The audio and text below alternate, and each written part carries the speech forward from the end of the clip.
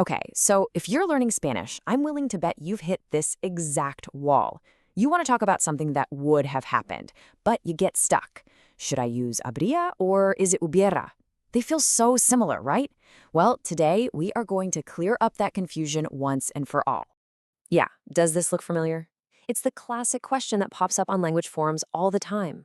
You want to say something simple, I would have liked to go, and bam, you're hit with this grammatical crossroads.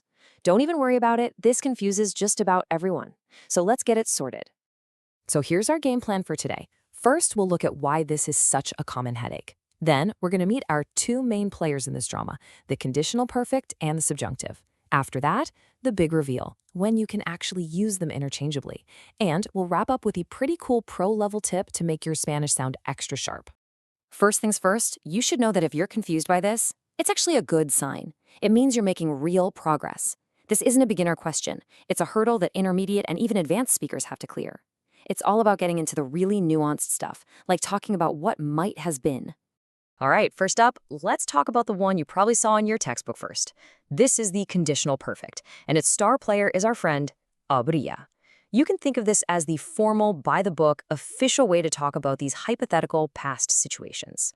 So what's its job? Well, its main job is to speculate. It lives in the world of what-ifs. You use it for things that would have happened or could have been if only something in the past had gone a little differently. It's basically the tense for alternate timelines. And here's the really good news. The formula for building this is surprisingly simple.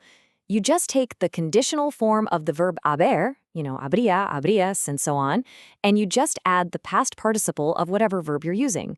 So you get habría hablado, habría comido, habría vivido. See?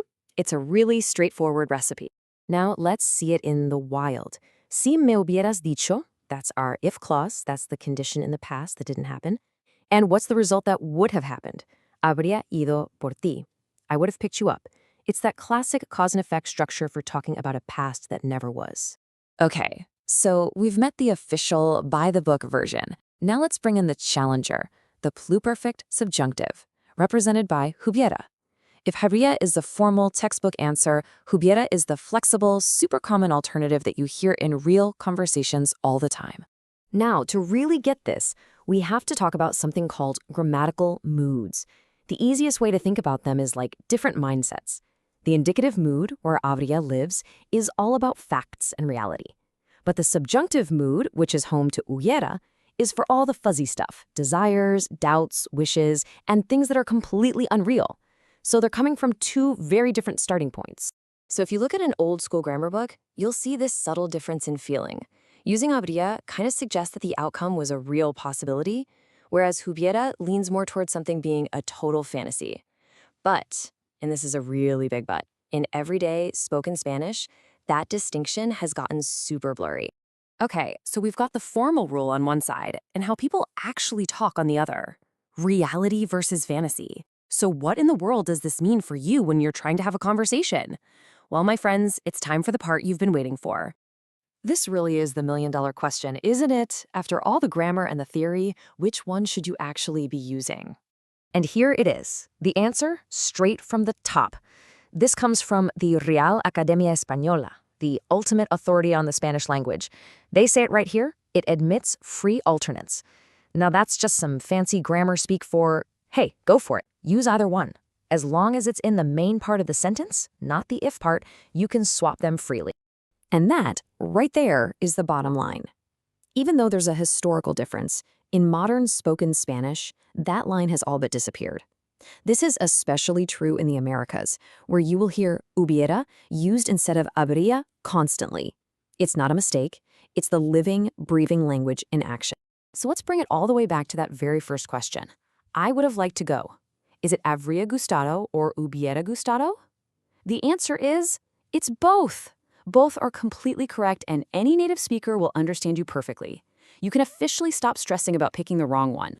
But wait, we're not quite done. Now that you've got the main concept locked down, I want to give you a little shortcut.